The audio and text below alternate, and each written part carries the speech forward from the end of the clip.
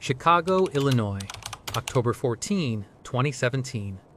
A man walks into the regional headquarters of the Tri-State Lottery Commission. He is wearing a tailored gray suit. He carries a standard black nylon duffel bag. He approaches the VIP redemption counter, unzips the bag, and begins stacking bundles of cardboard on the laminate counter. Scratch-off tickets. Thousands of them. All winners. The clerk runs the validation barcodes. The scanner chimes, again and again, a relentless, high-pitched mechanical drone. The total payout for this single Tuesday morning is $1.24 million.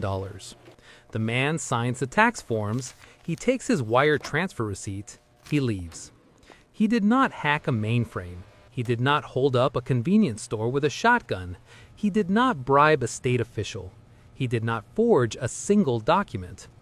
Over an 8-month period, this man and his partner drained exactly $24.6 million from the state lottery system. They did it in plain sight, under the glare of fluorescent gas station lights, under the watch of thousands of security cameras. They executed the most lucrative, perfectly legal heist in modern history, not by breaking the rules, but by simply having better eyesight than the house. This is the story of the Golden Smudge. Gary, Indiana, April 2016. Elias Vance is 41 years old. He's a former risk actuary for a mid-tier life insurance firm. He was fired for insubordination. He makes $42,000 a year doing freelance tax preparation out of a 400-square-foot apartment. Elias is not a gambler. Gamblers rely on hope. Elias relies on mathematics. He understands that the Tri-State Lottery functions on a mathematically unassailable house edge. It is a tax on bad math. The state pays out exactly 62 cents on every dollar spent. The house always wins. But Elias also understands that the math must eventually be translated into physical reality. A scratch-off ticket is not an abstract concept. It is a physical object. It is printed on heavy cardstock. It goes through a Heidelberg Speedmaster industrial printer. It is coated in foil, stamped with a pseudo-random number generator, PRNG sequence, coated in secure latex, and shipped in rolls of 100 to corner stores across the Midwest. Where there is a physical manufacturing process, there is variance. Where there is variance, there's an exploit. Elias focuses his obsession on the state's newest game, the Sapphire Multiplier. It is a $50 ticket, the highest denomination ever released by the state. The grand prizes range from $10,000 to $500,000. For 3 months, Elias buys losing tickets out of the trash cans of local gas stations. He collects thousands of them. He pins them to corkboards. He studies the algorithms. He looks at the validation serial numbers printed on the bottom edge of the ticket, the only part of the ticket not covered in latex. He buys a jeweler's loupe, 10 times magnification. He stares at the serial numbers until his vision blurs. He is looking for a pattern, a cipher, a leak. Then, on a Tuesday at 3 a.m., he finds it. The manufacturer, Secure Litho Printworks, uses an automated optical sorter to batch the tickets. To ensure no single roll gets too many high-tier winners, the sorting machine reads a microstamp. Elias discovers that on tickets holding a prize of $500 or more, the optical sorting laser caused a microscopic misalignment, a 0.4 millimeter drift in the ink of the final digit of the serial number. The number is slightly thicker on the left edge, a shadow, a smudge, invisible to the naked eye, glaringly obvious under a loupe. If you know what to look for, the ticket tells you exactly what it is worth before you ever touch a coin to the latex. Elias has the key to the vault, but he needs capital to open it. He calls Marcus Thorne. Marcus is 38, a professional poker player, a logistics hustler, a man who understands how to move money quickly and quietly. Marcus arrives in Gary with $100,000 in cash. They run a field test. A Shell station in Peoria, 11:45 p.m. Elias and Marcus walk to the counter. Marcus leans on the glass. "I want to buy some Sapphire multipliers," Marcus says. "How many?" the clerk asks. "I don't know yet. I'm superstitious. My grandfather only bought tickets ending in an odd number. Let me see the roll." The clerk hesitates, State regulations say clerks cannot let customers handle unpurchased tickets. I don't need to hold them, Marcus says, sliding a crisp $100 bill across the counter. Just hold the plastic dispenser up to the glass. Let me look at the numbers. The clerk looks at the 100. He makes $9 an hour. He picks up the plastic dispenser and holds it to the plexiglass. Elias stands right behind Marcus. He leans in. He squints. Ticket 041, clean. Ticket 042, clean. Ticket 043, the golden smudge. I'll take number 43, Marcus says. The clerk scans it. Marcus pays $50. They walk to the car. Elias takes a quarter from the cup holder. He scratches the latex. $10,000. Marcus stares at the cardboard. He looks at Elias. We need a bigger car.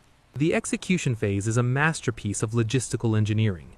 Elias and Marcus map the delivery routes of every convenience store, bodega, and gas station across 3 states.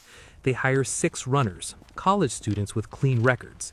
They force them to sign non-disclosure agreements. They issue burner phones and rental cars. They train the runners to look for the smudge. It requires discipline. It requires nerve. The protocol is strict.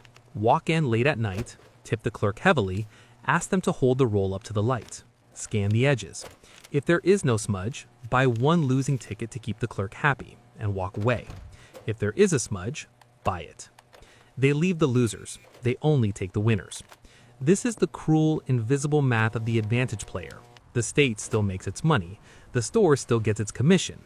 But the regular public, the people buying tickets the next morning hoping for a miracle, are buying dead paper. The miracle has already been extracted. By August 2017, the operation is clearing $400,000 a week. They rent a climate-controlled warehouse in South Chicago. They buy industrial air purifiers to handle the toxic cloud of latex dust generated by scratching thousands of tickets. They treat it like a manufacturing job, 8 hours a day, scratching, sorting, scanning. By September, the total eclipses $18 million. Elias buys a penthouse. Marcus buys a fleet of sports cars. But scale is the enemy of the perfect crime. When you pull $24 million out of a closed system, you leave a footprint. Not a physical one, a statistical one. The Tri-State Lottery Commission headquarters, October 2017. Sarah Jenkins is a lead data analyst for the state. Her job is to monitor payout variance. A standard roll of Sapphire multipliers has a return to player rate of 62%. It is a slow, steady, predictable curve. On a Wednesday morning, Jenkins' terminal flags a massive localized anomaly. A cluster of 20 stores along the I-90 corridor. The payout rate isn't 62%, it is 98.4%. Jenkins digs into the logs. Store 442 in Milwaukee sold 40 tickets in 1 week. 38 of them were grand prize winners. That is a statistical impossibility. The odds are 1 in 14 trillion. The commission panics. They assume they've been hacked. They audit the PRNG servers. The servers are secure. They audit the delivery trucks. The tamper seals are intact. They pull the security footage from store 442. Jenkins watches the tape. 1:15 a.m. A young man walks in, slides a $100 bill across the counter. The clerk holds up the plastic ticket dispenser. The young man stares at it for 4 seconds. He points, he buys a single ticket, he leaves. He didn't touch the machine. He didn't alter the ticket. He just looked at it. Jenkins slows the footage down. She zooms in on the ticket in the dispenser. She can't see the smudge on the grainy security camera, but she knows exactly what is happening. She understands the printing process. She realizes the optical sorter defect. The state realizes they're bleeding millions, and the wound is self-inflicted. They call the state attorney general. They demand arrests. For what? The attorney general asks. Fraud, theft. Did they hack our systems? No. Did they alter the tickets? No. Did they force the clerks to sell to them? No, they tipped them. The attorney general sighs. It is not illegal to have good eyesight. It is not a crime to read a piece of cardboard we placed on a public counter. They beat you, legally. The state cannot arrest Elias. They cannot arrest Marcus. If they admit the tickets are defective, they open themselves up to billions in class action lawsuits from the regular public who bought the dead tickets. They have to keep it quiet, but they have to stop the bleeding. If you cannot change the law, you change the math. Late October, the state quietly contacts Secure Litho Printworks. They do not recall the Sapphire multiplier. That would cause a panic. Instead, they issue a patch to the Heidelberg Speedmaster. They fix the 0.4mm drift on the winning tickets. The numbers are now perfectly aligned. But they don't stop there. The state orders the printers to intentionally apply the exact same 0.4mm smudge to the serial numbers, but this time they only apply it to the guaranteed losers. They build a honeypot. November 12, 2017. Elias and Marcus deploy their runners across 3 states. The new batches have hit the stores. The runners look at the dispenser. The smudge is there, everywhere. The runners text Elias. It's a gold mine. They shipped heavy today. Elias gives the green light. Buy them all. Over 48 hours, the team liquidates $2.8 million in cash. They buy every smudge ticket they can find. They haul them back to the Chicago warehouse in duffel bags. Marcus grabs a coin. He scratches the first ticket. Nothing. He scratches the second. Nothing.